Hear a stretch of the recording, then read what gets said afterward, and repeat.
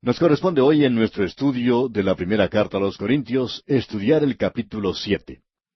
Y en la introducción de nuestro programa anterior a este capítulo, decíamos que a nuestro parecer, el apóstol Pablo está hablando aquí de algo que constituía su propia experiencia. Y dijimos que pensamos que el apóstol Pablo había sido un hombre casado y que su esposa probablemente había fallecido. Pablo nunca hizo referencia alguna a ella, pero sí habló en forma tan cariñosa de esa relación que nos hace pensar que sí había sido casado. Ahora, la siguiente cosa que queríamos decir en nuestra introducción no era una pregunta, sino una declaración. Y es que debemos comprender cómo era Corinto en esa época. Porque si no lo hacemos, caemos en la trampa de decir que el apóstol Pablo está ensalzando la condición de soltero sobre la de casado. Uno tiene que comprender lo que ocurría en Corinto en esos días para saber de lo que Pablo está hablando aquí. Vamos pues a leer nuevamente el versículo 1 y también el versículo 2 del capítulo 7 de esta primera carta a los Corintios. Los primeros dos versículos dicen: En cuanto a las cosas de que me escribisteis, bueno le sería al hombre no tocar mujer, pero a causa de las fornicaciones, cada uno tenga su propia mujer y cada una tenga su propio marido. Nosotros debemos entender a Corinto. Esa era una ciudad dominada por los acrocorintos. Cuando uno visita las ruinas de la antigua Corinto, sobre esas ruinas se puede apreciar una gran montaña. Allí estaba la Acrópolis. Se la llamaba Acrocorinto. Era algo bastante elevado. En la cima se encontraba el templo de Afrodita. Sobresalía de la ciudad como una negra nube. En ese lugar se encuentra en el día de hoy una fortaleza, mejor dicho, las ruinas de un fuerte usado en el tiempo de las cruzadas. Esas ruinas que se ven hoy son las mismas rocas que se utilizaron en el templo de Afrodita y con las cuales se hizo la edificación de la fortaleza de las cruzadas. Ahora este templo era igual a la mayoría de los templos paganos. El sexo allí era una religión. Allí había 1000 vírgenes vestales, como se las llamaba. Y en aquel templo uno podía obtener comida, bebida y sexo, porque esas vírgenes vestales no eran otra cosa que 1000 prostitutas, y el sexo se llevaba a cabo en el nombre de la religión. De paso diremos que esa era la filosofía de Platón. Hay muchas personas que no se dan cuenta de eso. Un hombre en cierta ocasión dijo: ¿Sabía usted que Sócrates había escrito en un lenguaje muy elevado? Y a veces lo hizo, en verdad, pero él también les dijo a las prostitutas cómo debían portarse. El único pensamiento en esa época era el de liberarse de los deseos del cuerpo. ¿Pero cómo lo hacían? Satisfaciéndolos. Y eso es paganismo. Uno tiene dos filosofías básicas de los griegos: el estoicismo, por medio del cual no se satisface, y el epicureísmo, por medio del cual se satisfacía completamente. En el mundo romano, la esposa no era otra cosa que una simple propiedad. Para lo único que se la quería era para trabajar. Y un hombre generalmente tenía varias mujeres. Una de ellas estaba a cargo de la cocina, otra se encargaba de la limpieza de la casa, mientras que otra se dedicaba a cuidar las ropas. El sexo era algo secundario, porque el hombre iba al templo. Allí es donde encontraba a las muchachas bonitas. Él iba al templo donde se llevaba a cabo ceremonias de fertilidad. Tiene que creer, amigo oyente, que en ese templo es donde tenían lugar todas estas cosas. Uno puede encontrar en el día de hoy entre los beduinos en Israel que ellos tienen varias mujeres. Para ellos es algo práctico. Una de ellas tiene a su cargo el cuidado de las ovejas, otra viaja con el esposo en sus andanzas de un lugar a otro, aún otra permanece en lo que es el centro de sus actividades, su hogar, donde por lo general tienen algunos árboles frutales y donde está la tienda que es su residencia. Podemos ver que este hombre necesita como mínimo 3 mujeres. Y en aquel día en Corinto, eso es lo que ocurría. Ahora Pablo está elevando el matrimonio a su posición más alta, y él nos está diciendo aquí que no debemos hacer lo que acabamos de describir. Uno debe tener a alguien a quien pueda amar. Y este es el hombre que elevó a la mujer de ese lugar de esclavitud en el mundo pagano, en el imperio romano, y la hizo la compañera del hombre, la volvió a colocar en la posición que merecía. Él estaba en Éfeso cuando escribió a los Corintios, y allí estaba ese terrible templo de Diana.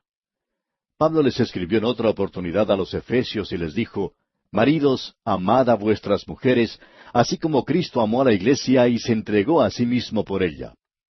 Ahora quizá alguien diga: sí, pero él también les dijo a las mujeres que debían obedecer a sus esposos. Y me gustaría saber dónde fue que dijo eso. Sí, y alguien también puede decir, no es Efesios 5:25 lo que usted tiene que leer, sino Efesios 5:22, donde dice, las casadas estén sujetas a sus propios maridos. Bien, ¿ha prestado atención alguna vez a esa palabra sujetar? ¿Se ha dado cuenta de lo que en realidad quiere decir? Quiere decir casadas respondan a sus propios maridos, es decir, que deben reaccionar, actuar hacia el hombre. El hombre es el agresor, él es el que da comienzo a cada expresión de amor y la mujer es la que lo recibe. Ella tiene que responder al hombre, no solamente en lo que se relaciona con el sexo, sino mental, espiritual, psicológica y físicamente. El hombre es el agresor, la mujer es la que recibe. Dios los creó de esa manera en el comienzo. Él la creó a ella como una compañera. Ahora, ¿qué es una compañera? Ella es la parte recíproca del hombre. Es la otra parte del hombre. Cuando el esposo le dice, yo te amo, ella responde diciendo, yo te amo. Y cuando en el día de hoy un esposo dice que tiene una esposa fría, él está comunicando algo de sí mismo. Él está diciendo que es un mal esposo y que él es culpable por esa situación. Ahora Pablo en esta ocasión está elevando a la mujer de su anterior estado de esclavitud al de compañera del hombre. Escuche lo que él dice aquí en el versículo 3 de este capítulo 7 de su primera carta a los Corintios. El marido cumpla con la mujer el deber conyugal y asimismo la mujer con el marido. Ella debe reaccionar. Él debe decirle a ella que la ama. Y en el versículo 4 leemos, la mujer no tiene potestad sobre su propio cuerpo, sino el marido. Ni tampoco tiene el marido potestad sobre su propio cuerpo, sino la mujer.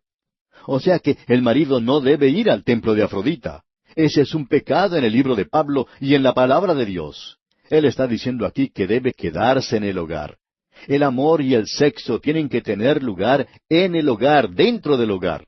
Y eso es precisamente lo que el apóstol Pablo está diciendo aquí.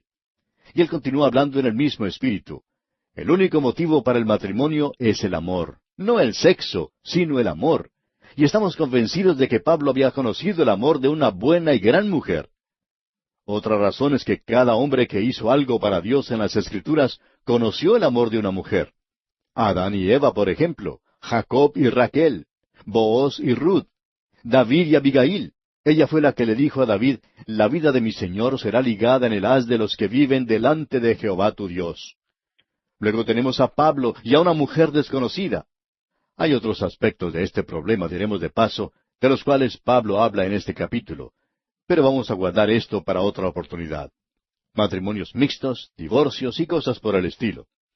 Pero es necesario que comprendamos que el apóstol Pablo está hablando de este tema aquí.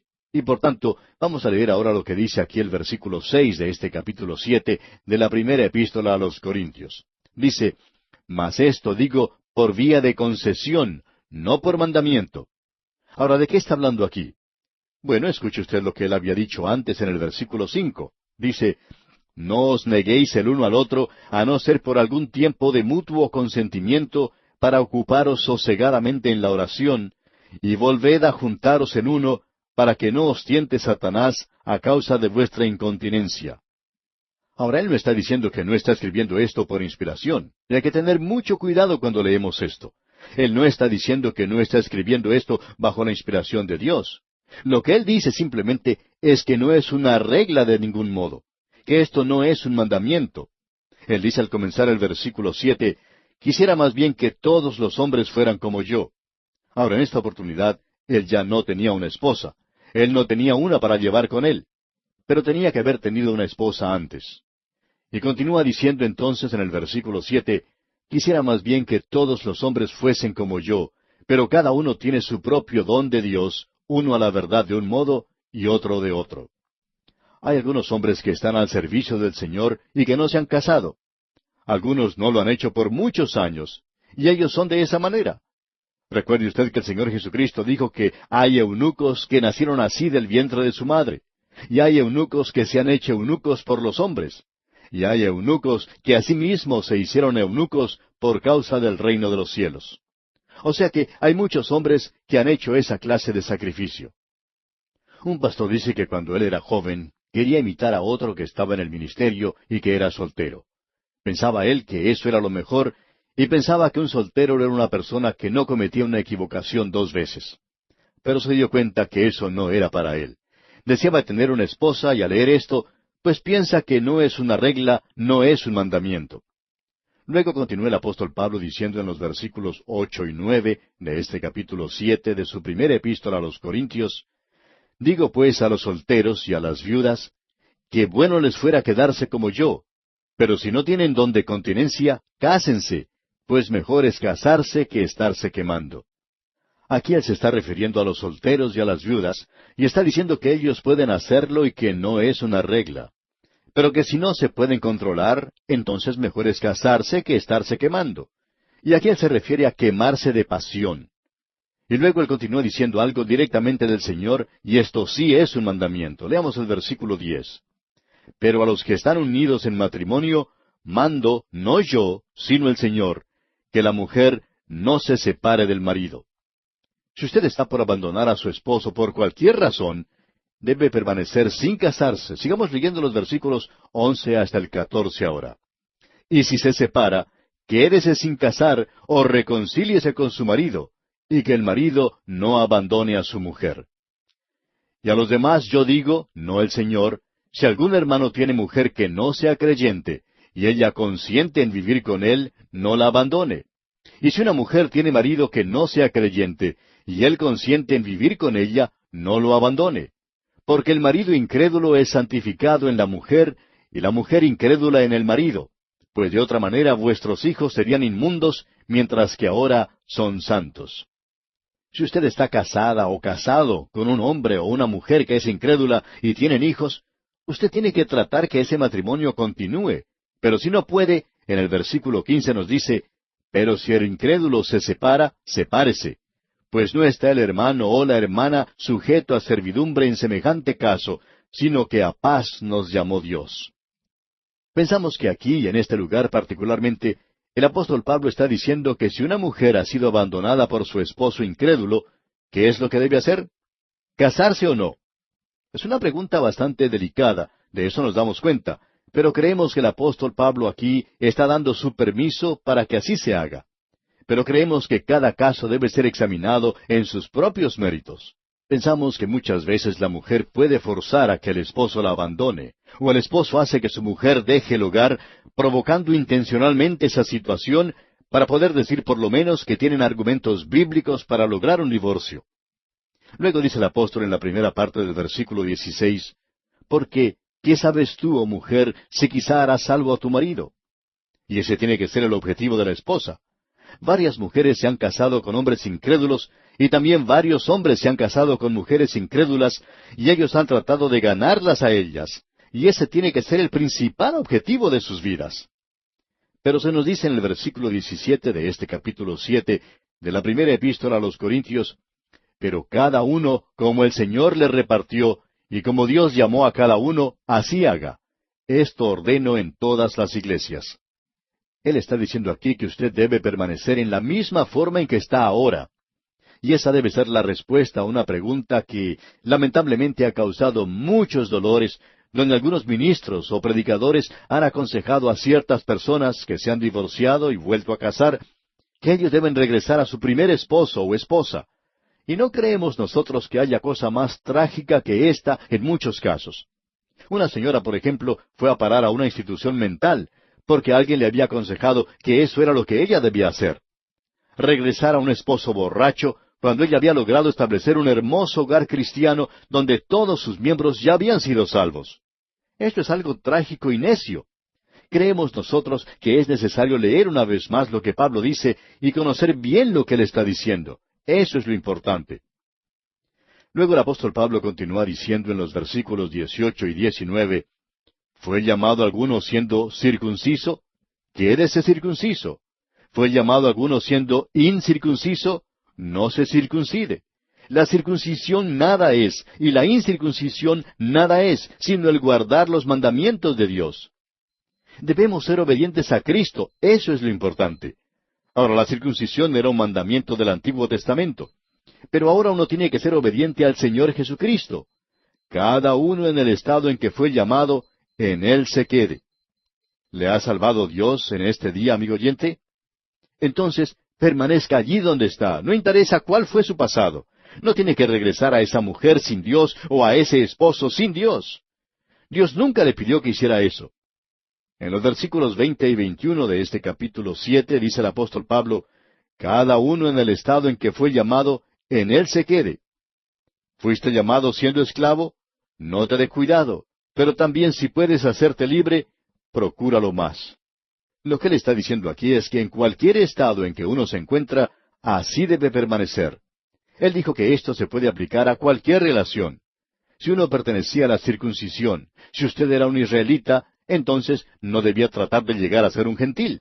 Y si usted era un gentil, pues no debía tratar de llegar a ser un israelita. Lo que debe hacer es ir a Cristo, y que no es necesario cambiar su condición, porque podemos apreciar que la circuncisión no era nada, ni tampoco lo era la incircuncisión. Ahora esas cosas que dividen a los creyentes en nuestros días, en realidad no lo deberían hacer, y esa es una de las razones por las cuales nos podemos mezclar con cualquier clase de grupo que mantenga que la Biblia es la palabra de Dios, y crean en la deidad de Jesucristo, que acepten el hecho de que Él murió en la cruz por nuestros pecados. Entonces yo puedo cruzar esas líneas demarcatorias en cualquier oportunidad. Hay algunas personas que quizás se sorprendan por esto y quizá digan, bueno, ¿cómo es que usted les da con todo en la cabeza, por así decirlo, y ellos lo reciben y lo escuchan? Y a lo cual contestamos, bueno, usted no es bueno con ellos porque se están preguntando si usted realmente cree en la inspiración de las Escrituras. Las cosas que son pequeñas no deben dividirnos. Consideramos que hay muchas cosas menores, pequeñas, que no son esenciales en realidad. Pero sí estamos de acuerdo en las cosas que realmente son esenciales. A mí no me interesa en realidad la forma en que ciertos grupos practican el bautismo. No me interesa si celebran la Santa Cena un poco diferente. Tampoco me interesan sus prácticas en otras cosas.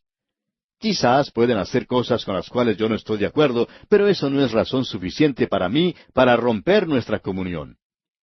Hay muchas personas, creemos nosotros, que cuando llegan a convertirse, especialmente si son hombres de negocios, tratan de ir a alguna organización cristiana y tratan de abandonar sus negocios y dedicarse por completo a la obra del Señor.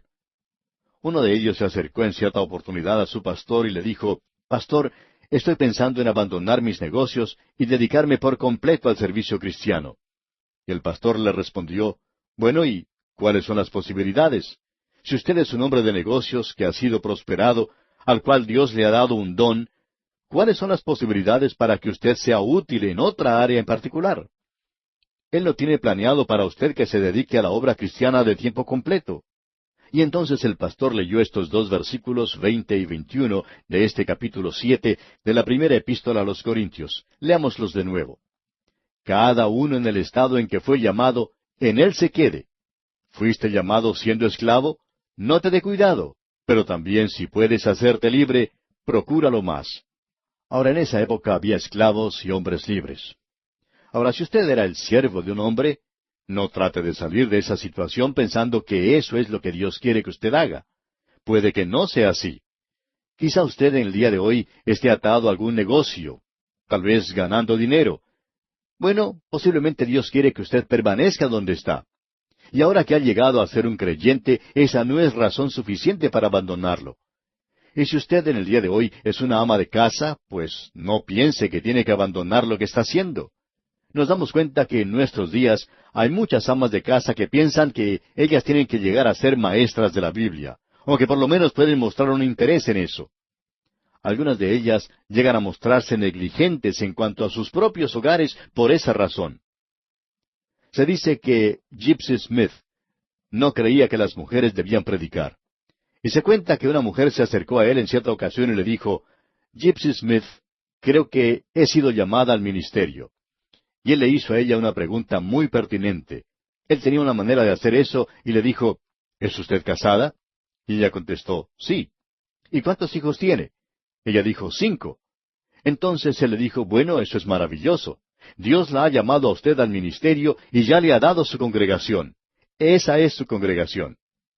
Amiga oyente o amigo oyente, no trate usted de salir del lugar en el cual está simplemente porque se ha convertido, porque ha aceptado al Señor Jesucristo. Y bien, aquí vamos a detenernos por hoy porque nuestro tiempo ya se ha agotado.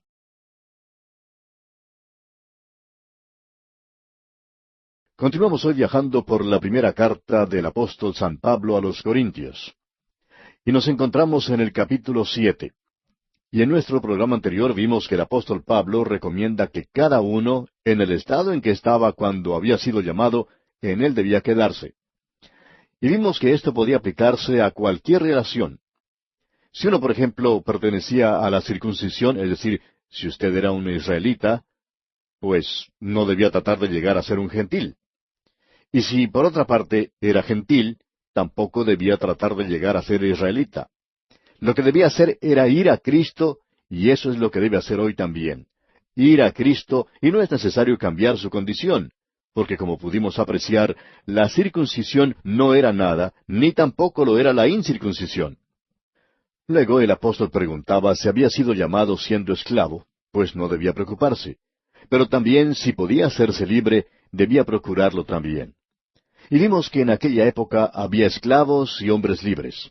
Ahora, si usted era el siervo de un hombre, no debía tratar de salir de esa situación pensando que eso era lo que Dios quería que usted hiciera, porque pudiera ser que no fuera así. Quizá usted en el día de hoy esté atado a algún negocio, quizá ganando dinero. Bueno, tal vez Dios quiere que usted permanezca donde está. Y ahora que ha llegado a ser creyente, esa no es razón suficiente para abandonarlo todo. Y si usted en el día de hoy es una ama de casa, no piense que tiene que abandonar lo que está haciendo. Nos damos cuenta que en nuestros días hay muchas amas de casa que piensan que ellas tienen que llegar a ser maestras de la Biblia o que por lo menos pueden mostrar un interés en eso. Algunas de ellas hasta se han mostrado negligentes en cuanto a sus propios hogares por esa razón.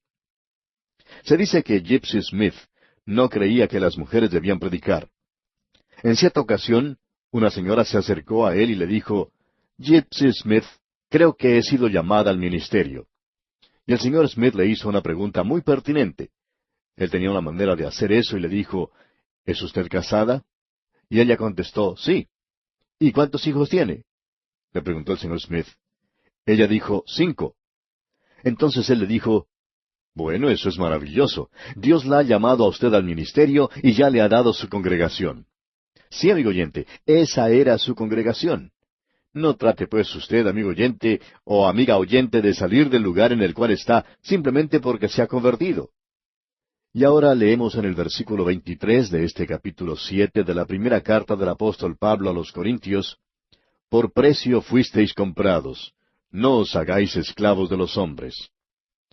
Ahora que usted ha sido redimido, no trate de llegar a ser esclavo de alguna otra persona. Y esa podría ser la respuesta a una pregunta de una joven camarera de un bar que se convirtió. El cristianismo era algo completamente nuevo para ella. Ella se preguntaba si tenía que abandonar lo que estaba haciendo. Pensaba que no era bueno y no se sentía bien en cuanto a su trabajo. Ella fue a hablar con el pastor de su iglesia y le preguntó qué era lo que debía hacer.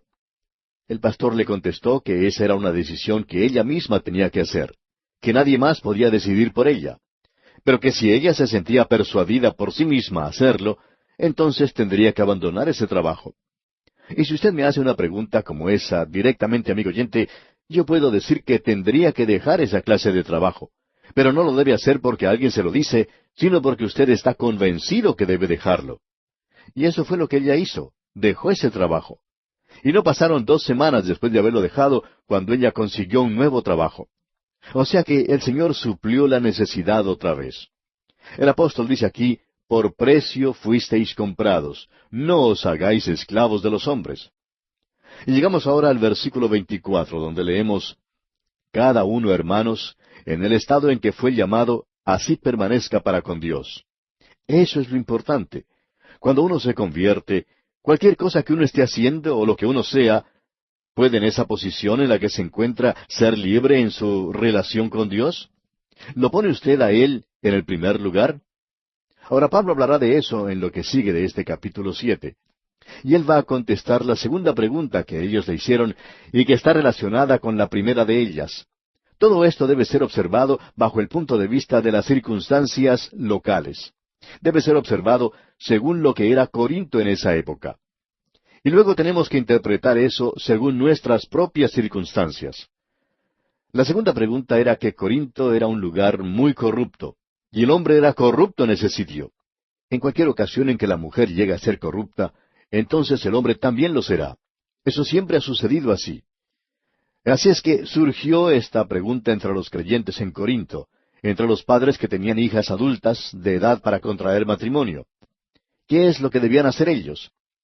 Antes de haberse convertido, ellos conocían a los hombres borrachos que llegaban a Corinto y hacían sus viajes al templo de Afrodita, y que en ese lugar se asociaban con las prostitutas. ¿Qué deberían hacer sus hijas? ¿Qué debían hacer las jóvenes cristianas solteras?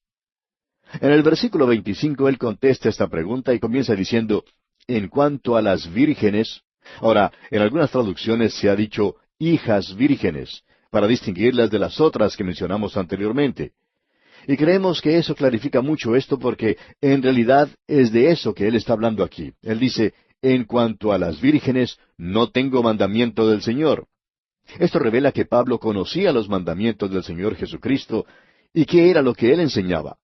Sin embargo, él dice específicamente aquí que en cuanto a las vírgenes, no tiene mandamiento del Señor. Pero, dice él, doy mi propio parecer.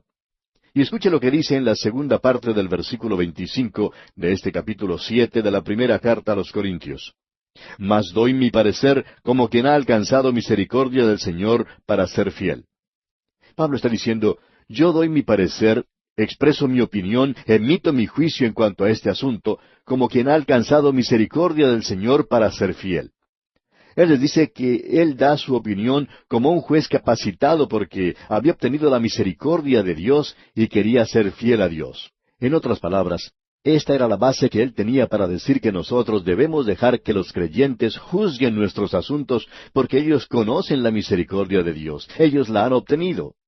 Y él considera que él tiene las habilidades que un juez debe tener, como les había dicho en el capítulo 6. Él pues ha alcanzado la misericordia de Dios y quiere serle fiel. Por eso él quiere ahora dar su parecer. ¿Y cuál es su opinión?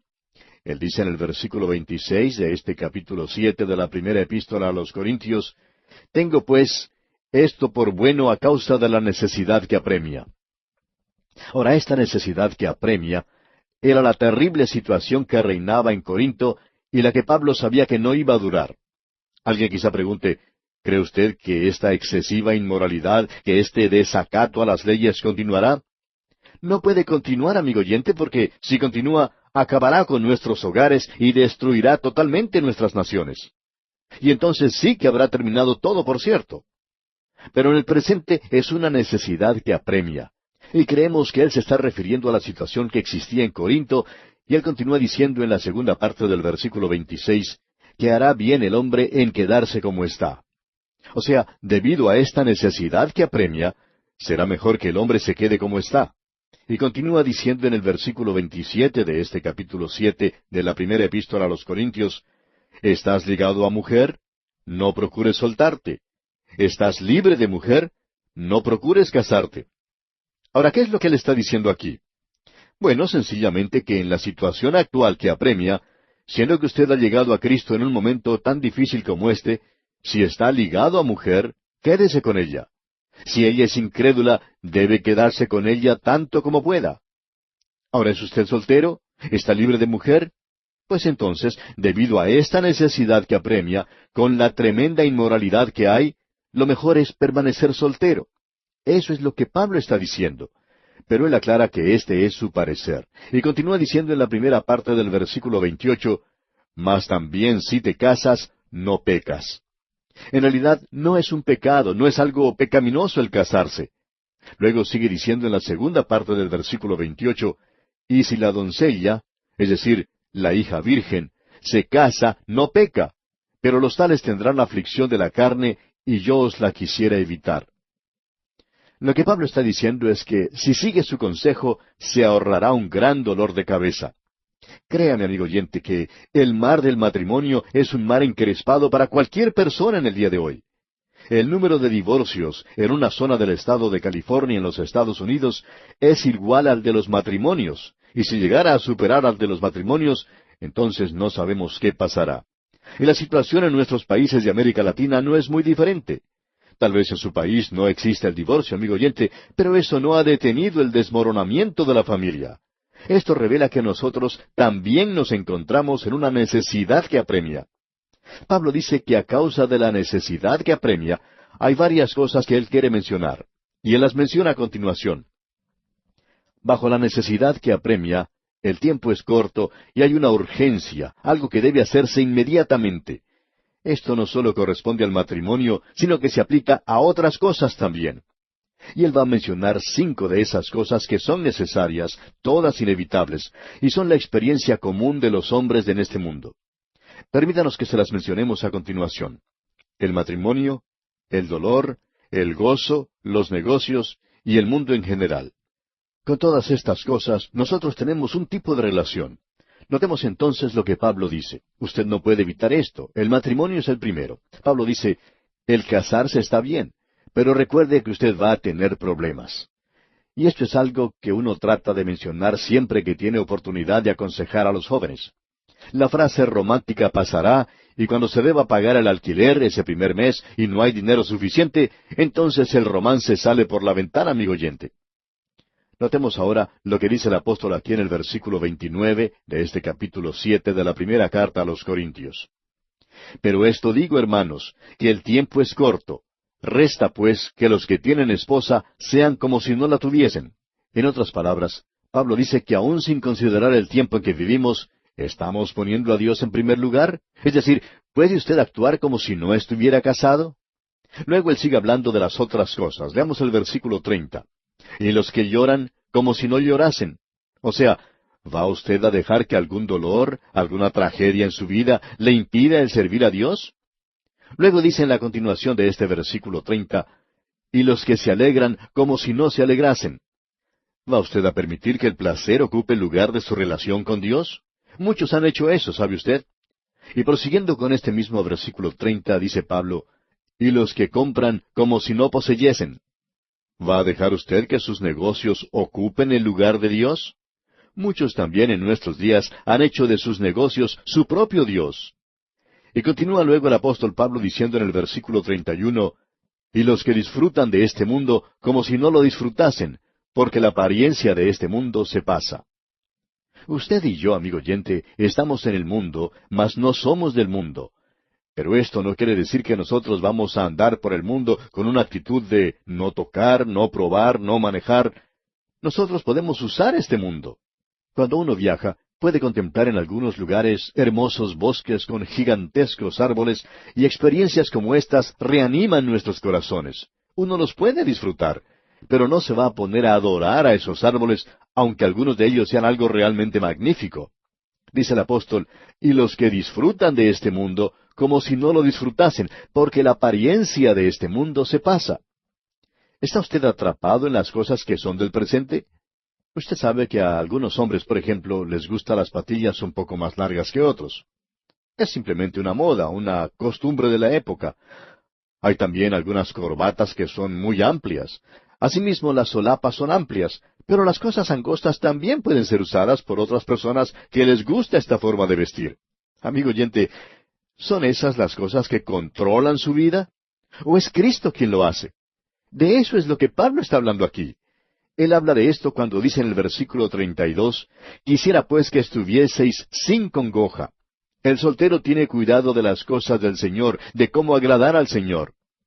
Él está dando esta opinión, este parecer, de que la persona que es soltera no tiene de qué preocuparse.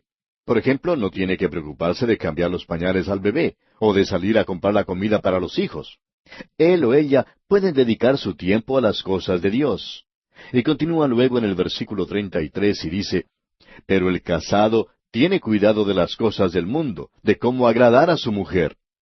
Y eso es algo normal, natural, y no está mal hecho. Pablo no está diciendo eso. Lo que sí está diciendo Pablo es que ¿ha colocado usted a Dios en el primer lugar en su vida? A eso es que se está refiriendo Pablo.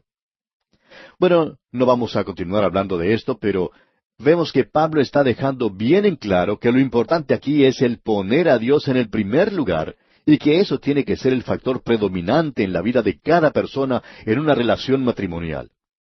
Ahora, ¿puede usted poner a Dios primero en su matrimonio? No nos interesa lo espiritual que usted crea que es. Si usted no está poniendo a Dios en el primer lugar en su matrimonio, entonces ese matrimonio no es un matrimonio ideal de creyentes.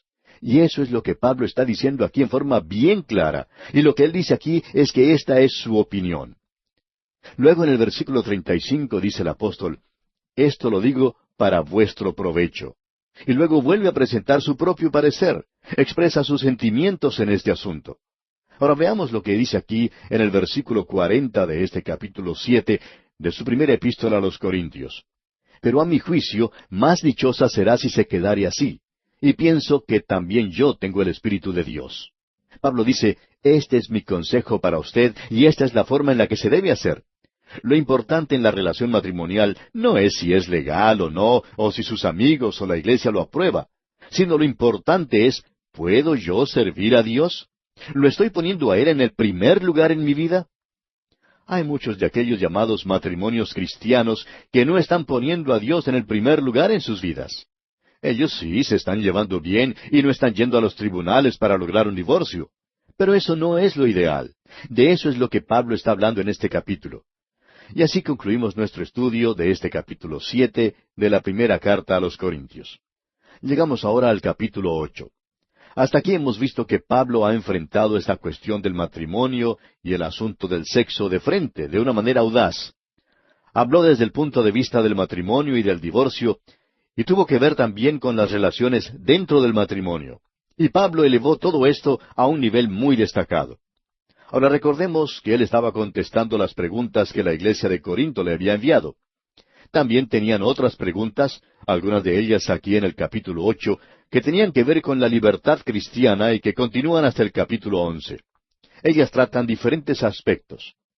Aquí en el capítulo 8 se habla de las dietas, de las viandas, si uno debe comer carne o no, y la libertad que tiene que tener un hijo de Dios en este asunto en particular. Ahora esperamos que esto llegue a ser de mucha ayuda y bendición al observar lo que Pablo dice y considerar lo que nos está diciendo. También reconocemos que Pablo en esta primera sección está hablando a los corintios y los llama carnales, niños en Cristo, y que estas cosas son carnalidades a las que él tiene que referirse. Pero vemos aquí que esta iglesia vive, se mueve y tiene su ser en la misma manera en que lo es en la actualidad. Por tanto, todo esto es pertinente a nuestra propia iglesia, ya que también es carnal y nosotros estamos en ella, y estas cosas han llegado a ser más importantes que las cosas espirituales. Y nosotros queremos tratar de este asunto de la misma manera en que lo hizo Pablo. Creemos que este tema es tan controversial como el que acabamos de ver del matrimonio y el divorcio. Uno puede apreciar que la dieta es una moda para muchas personas. Algunos lo hacen por cuestiones de salud, porque el médico se los ha indicado. Por tanto, la dieta llega a ser algo muy importante para esas personas. Pero también es interesante notar que es muchas veces parte esencial del ritual de muchos cultos y sectas en el día de hoy. Uno puede ver que la mayoría de ellos tienen algo que ver con dietas. Y es algo interesante notar que Dios le dio a Israel en la antigüedad ciertas restricciones sobre el comer la carne de los animales. Ahora, la prueba externa en los animales era de si tenían hendidura, de 2 uñas y si rumiaban. Esto, por supuesto, eliminaba al cerdo porque tiene pezuña hendida, pero no rumia. Y había cierto tipo de aves que habían sido designadas por nombre por Dios y que los judíos no debían comer. Eso lo vemos allá en el capítulo 14 del libro de Deuteronomio y también en el libro de Levítico, donde se nos da una lista. En Deuteronomio capítulo 14, versículo 12, por ejemplo, dice, «Y estas son las que no podréis comer, el águila, el quebrantahuesos, u ocífrago, el azor». Y en el versículo 13 también se menciona el gallinazo, el milano, según su especie. Una persona que cree que nosotros no deberíamos comer carne de cerdo, y que pertenece a un culto que practica eso, estaba una vez conversando con un pastor evangélico, y el pastor le preguntó si él había comido alguna vez ocífrago. ¿El qué?, preguntó. Ocífrago, le dijo el pastor. Yo ni siquiera sabía o ni siquiera había oído hablar de eso. ¿Qué es? Bueno, le dijo el pastor, lo mejor es que aprenda lo que es porque puede haberlo comido alguna vez. Si usted me viene a visitar alguna vez, yo le puedo servir un plato de ocífrago. Y si lo come, estará usted tan mal como si estuviera comiendo cerdo. ¿Cómo le parece, amigo oyente? Él no sabía lo que era un ocífrago. Conocía bien lo que era un cerdo y no lo quería tocar. Pero quizá en alguna oportunidad podría haber comido ocífrago. Aunque creemos que no, porque no creemos que ese tipo de carne sea muy bueno para comer. Pero el Señor le puso fuera del grupo de las cosas que su pueblo podía comer. Ahora, ¿por qué le dio Dios esa prohibición a ellos? Bueno, lo deja muy en claro allá en Deuteronomio capítulo 14, versículos 1 al 3, donde dice, Hijos sois de Jehová vuestro Dios, no os sajaréis, no os raparéis a causa de muerto, porque eres pueblo santo a Jehová tu Dios, y Jehová te ha escogido para que le seas un pueblo único de entre todos los pueblos que están sobre la tierra. Nada abominable comerás. Así es que Dios entonces les señaló una dieta, y esa dieta es importante. Hay mucha diferencia entre comer cerdo y cordero, por ejemplo, y aun los médicos recetan dietas. Algunas carnes no deben comerse y se incluyen también algunos peces. Bueno, lamentablemente, amigo oyente, nuestro tiempo ha concluido hoy, así que tenemos que detenernos aquí. Pero continuaremos en nuestro próximo programa.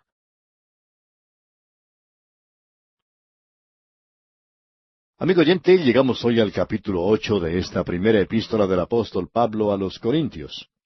Y en nuestro programa anterior estábamos haciendo alguna introducción, pero lamentablemente se nos terminó el tiempo. Y decíamos que el apóstol Pablo estaba aquí contestando las preguntas que la iglesia de Corinto le había enviado.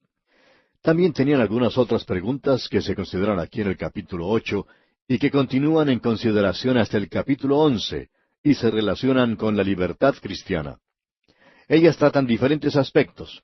Aquí en el capítulo 8, por ejemplo, se habla de las dietas, de las viandas, si uno debe comer carne o no, y la libertad que tiene que tener un hijo de Dios en este asunto en particular. Esperamos que esto llegue a ser de mucha ayuda y bendición al observar lo que Pablo está diciendo y considerar lo que nos dice a nosotros también. Asimismo, reconocemos que Pablo, en esta primera sección, está hablando a los corintios y los llama carnales, niños en Cristo, y que estas cosas son carnalidades a las que él se tiene que referir. Pero vemos aquí que la iglesia en Corinto vive, se mueve y tiene su ser en la misma manera en que lo es la iglesia de la actualidad. Por tanto, todo esto es pertinente a nuestra propia iglesia, ya que también es carnal y nosotros estamos en ella. Y estas cosas han llegado a ser más importantes que las cosas espirituales. Y nosotros queremos tratar este asunto de la misma manera en que lo hizo Pablo. Dijimos que a nuestro parecer este tema es tan controversial como el que vimos anteriormente y que trataba del matrimonio y el divorcio. Uno puede apreciar que la dieta es una moda para muchas personas. Algunos lo hacen por cuestiones de salud, porque el médico se lo ha indicado. Por tanto, la dieta llega a ser algo muy importante para esas personas. Pero también es interesante notar que es muchas veces parte esencial del ritual de muchos cultos y sectas en el día de hoy. Uno puede ver que la mayoría de ellos tienen algo que ver con dietas. Es algo interesante notar que Dios le dio a Israel, por ejemplo, en la antigüedad, ciertas restricciones sobre el comer la carne de los animales. Ahora, la prueba externa en los animales era si tenían hendidura de 2 uñas y si rumiaban. Esto, por supuesto, eliminaba el cerdo porque, aunque tiene pezuña hendida, no rumia. Y había cierto tipo de aves que habían sido designadas por nombre por Dios y que los judíos no debían comer. Eso lo vemos en el capítulo 14 del libro de Deuteronomio y también en Levítico, donde se nos da una lista. En Deuteronomio capítulo 14, versículo 12, por ejemplo, dice, «Y estas son las que no podréis comer, el águila, el quebrantahuesos, u ocífrago, el azor», y en el verso 13 también se menciona el gallinazo, el milano, según su especie. Ahora, ¿por qué le dio Dios esta prohibición a ellos? Bueno, el Señor lo deja muy en claro allá en el capítulo 14 de Deuteronomio, los primeros 3 versículos, donde dice, «Hijos sois de Jehová vuestro Dios. No os sajaréis ni os raparéis a causa de muerto, porque eres pueblo santo a Jehová tu Dios, y Jehová te ha escogido para que le seas un pueblo único de entre todos los pueblos que están sobre la tierra. Nada abominable comerás». De modo que Dios entonces les señaló una dieta y esa dieta es importante. Ahora hay mucha diferencia entre comer cerdo y cordero, y aun los médicos recetan dietas que indican que algunas carnes no deben comerse y se incluyen también algunos peces. Ahora deseamos que usted note algunas de las cosas que se menciona aquí y que las debemos notar como algo preliminar. En primer lugar, permítanos decirle que al comenzar este capítulo 8 de la primera epístola a los Corintios, nos encontramos en un área de cosas dudosas y prácticas que crean incertidumbre. Y la Biblia da permiso para ciertas prácticas. Hay algunas cosas que son positivamente buenas, las cuales podemos comer muy bien y para las cuales, por así decirlo, recibimos luz verde para hacerlo. Y no creemos que bajo ninguna circunstancia el Señor prohibió comer tortas o pasteles, por ejemplo. Y eso me alegra mucho porque a mí me gusta comer esas cosas. También me gusta comer fruta y aparentemente podemos comer la mayoría de las frutas. Hay otras cosas que Él ha autorizado que comamos y cosas que podemos hacer. Él nunca dijo que estaba mal el orar o aún el cantar, a no ser que trate de hacerlo yo, por supuesto, y mi esposa opina que yo no debería ni siquiera intentar cantar. Pero aparentemente uno hace melodía en su corazón. El enseñar la palabra de Dios, tampoco esto puede ser malo. El laborar con las manos de uno, tampoco eso podría ser malo. Ahora, la Biblia prohíbe ciertas prácticas y aquí se nos pone un semáforo rojo. No hay ningún argumento, no hay ninguna duda o pregunta acerca de ello. Dios condena el embriagarse. No hay por qué tratar de defender eso, amigo oyente.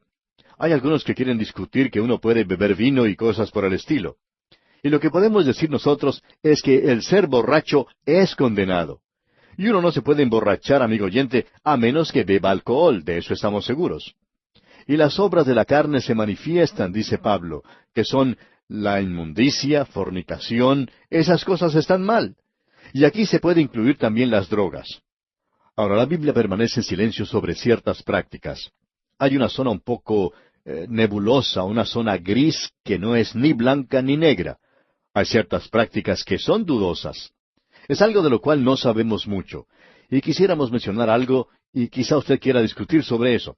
No vamos a discutirlo, amigo oyente, pero ¿debe una mujer usar cosméticos? ¿Y qué sobre las minifaldas? Probablemente podríamos haber hablado de eso en el último capítulo. ¿Es posible ser creyente y fumar? Ahora, no estamos contestando ninguna de estas preguntas, pero todo lo que estamos tratando de decir es que estas cosas entran en esa zona donde se encuentran las cosas que son dudosas. En algunas iglesias, por ejemplo, se dice que ir a la playa entre jóvenes de ambos sexos está mal hecho, pero que el fumar está bien. Mientras que en otros lugares se piensa que el ir a la playa entre jóvenes de ambos sexos está bien, pero que el fumar está prohibido. Y si uno lo llega a hacer, pues puede ser apartado de ciertos círculos. Estas son reglas que han sido instituidas por los mismos creyentes. Pueden ser buenas como pueden ser malas.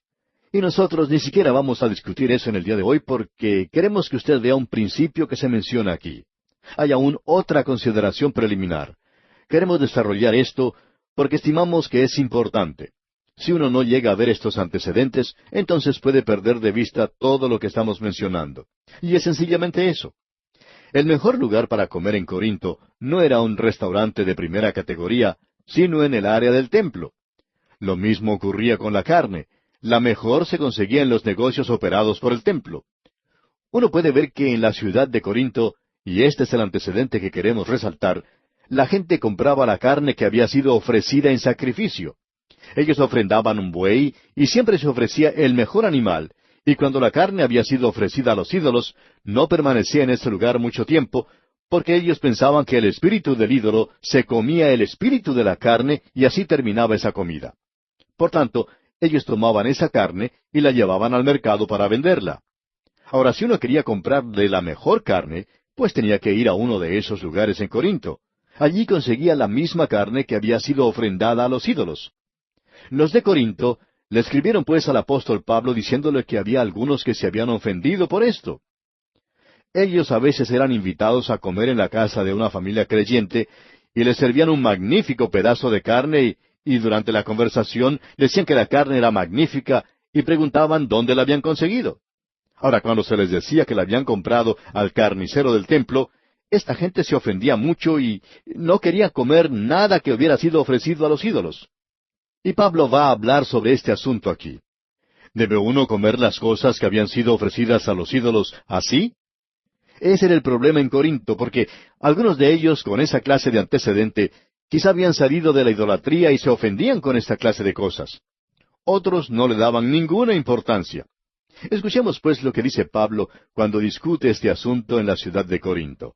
Leamos el primer versículo de este capítulo 8 de la primera epístola a los Corintios. Dice Pablo: En cuanto a lo sacrificado a los ídolos, sabemos que todos tenemos conocimiento.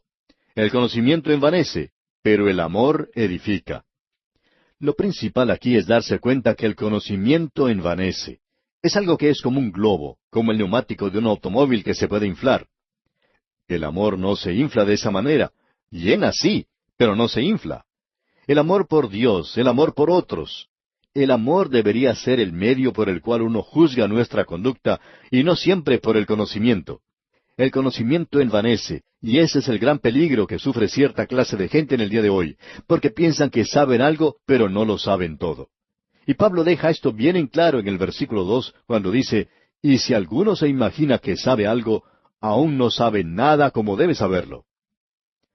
En cierta ocasión, al final de una reunión donde 6 jóvenes habían aceptado al Señor Jesucristo como su Salvador, un hombre se acercó a la plataforma y quería hablar con el predicador directamente para discutir el tema de la predestinación. Él pensaba que ese había sido el tema presentado en el mensaje, aunque en realidad no había sido ese el tema. Pero él quería hablar el asunto de la predestinación. Pasó el predicador algunos minutos hablando con él hasta que se dio cuenta que en realidad este hombre no quería discutir el asunto, sino que quería decirle lo que él pensaba sobre ese tema. El predicador le escuchó y se dio cuenta que este hombre había estado leyendo sobre ese asunto recientemente. Conocía sí algunas cosas, pero no lo sabía todo. Pero él, porque conocía algo, pensaba que ya lo sabía todo. Al escuchar el predicador, se acordó cuando él era un joven predicador y en cierta ocasión enfrentó a un profesor de teología para decirle todo lo que sabía sobre la predestinación. Pensaba que le estaba diciendo algo nuevo al profesor. Bueno, amigo oyente, no nos interesa en realidad en qué estado de desarrollo espiritual usted se encuentra, pero usted no lo puede saber todo sobre ningún tema, ni tampoco yo lo puedo saber. Todos estamos en el proceso de aprender, en el proceso de aprendizaje. Pablo podía decir que su deseo era el de conocer a Jesucristo y el poder de su resurrección y la participación de sus padecimientos. Pablo lo dice basándose en que tenemos cierto conocimiento y que en consecuencia podemos ser gobernados por él. Pero debemos ser guiados por el amor y no por el conocimiento. Escuche usted lo que él dice aquí en el versículo 4 de este capítulo 8 de la primera epístola a los Corintios. Acerca pues de las viandas que se sacrifican a los ídolos, sabemos que un ídolo nada es en el mundo, y que no hay más que un Dios. Pablo dice: ahora nosotros que tenemos conocimiento, bueno, todos tenemos conocimiento, y ahora que hemos llegado a Cristo y que tenemos la palabra de Dios, sabemos que un ídolo no es nada. Y esa es la manera en que Pablo habla de los ídolos. Ellos no son nada, amigo oyente. No hay sino un solo Dios. Así que cuando usted tomó esa carne que había sido ofrecida a un ídolo antes, eso no es nada. A esa carne no le había sucedido nada. No había sido afectada en lo absoluto. Tampoco había sido contaminada para nada. En realidad, allí era donde uno podía conseguir la mejor carne, y era aquella carne que había sido ofrecida a los ídolos.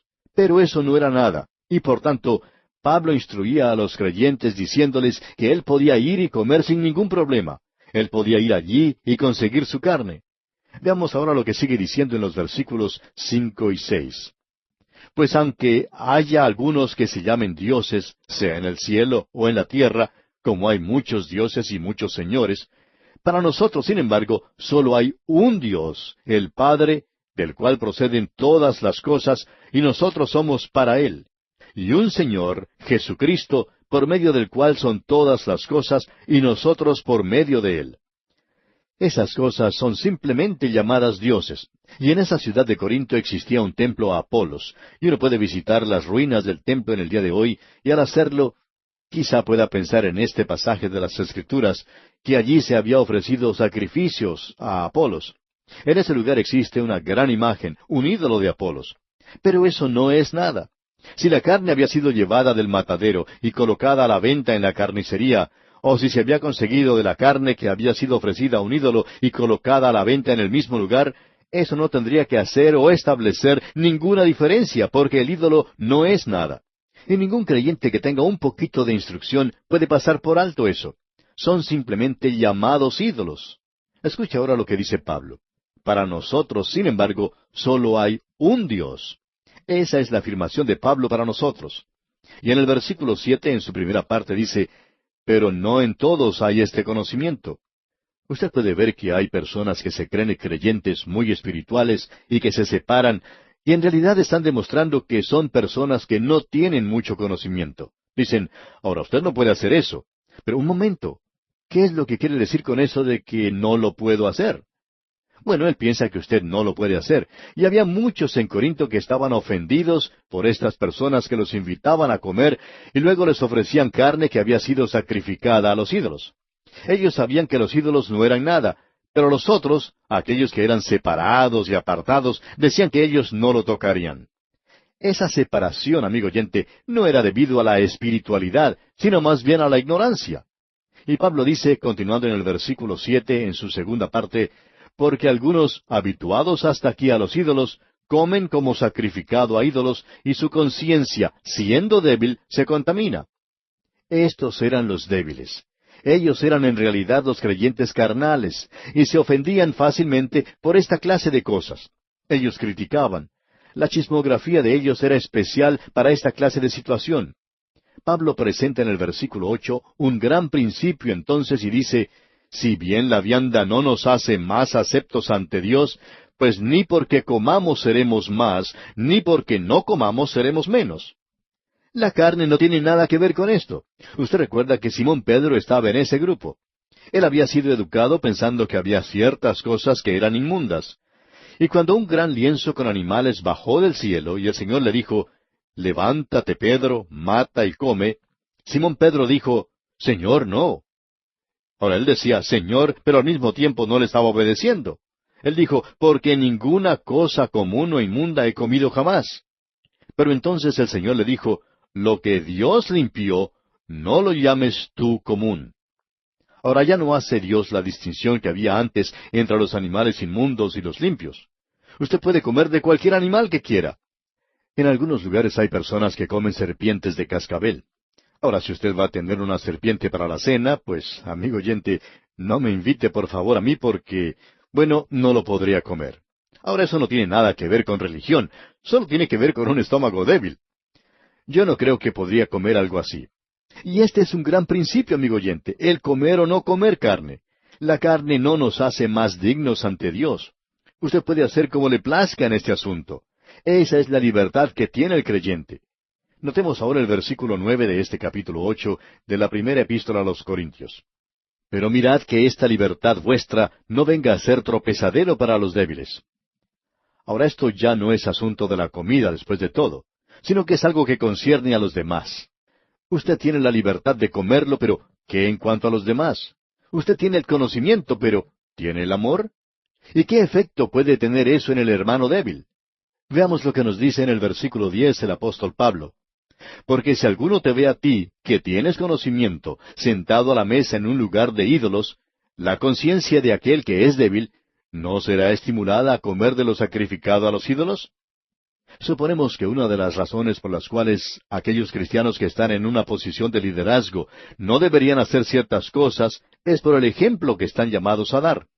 Estoy seguro de que yo puedo ir a ciertos lugares a los cuales no voy, y en realidad ni tengo deseo alguno de hacerlo. Ahora, ¿acaso lo hago porque es malo? Bueno, no nos vamos a poner a discutir este asunto, amigo oyente, porque no es cuestión de conocimiento. Yo estoy convencido de que hay muchas cosas que puedo hacer, pero no las hago. ¿Por qué? Porque está relacionado con otras cosas. Y yo no quiero hacer tropezar al hermano débil. Quizá éste, siguiendo mi ejemplo, pronto irá a los mismos lugares y quizá hasta estará bailando una de esas danzas modernas. Y yo no quiero ser responsable de eso porque él es un hermano débil. Y usted puede apreciar eso, ¿verdad? Ahora Pablo dice aquí en el versículo 11 de este capítulo 8 de la primera carta a los Corintios, y por el conocimiento tuyo se perderá el hermano débil por quien Cristo murió. Usted puede ver que ahora nos guiamos por un principio diferente. No es cuestión de si está bien o mal. La cuestión es, ¿qué efecto puede tener eso en un hermano débil, en un amigo o en el vecino? De modo que usted puede ver que el conocimiento, después de todo, es una cosa bastante peligrosa. Está relacionado con la forma o la manera en que uno lo hace, y eso es motivación. Bueno, amigo oyente, vamos a detenernos aquí porque nuestro tiempo ya ha tocado a su fin. Vamos a concluir, Dios mediante, este capítulo 8 en nuestro próximo programa.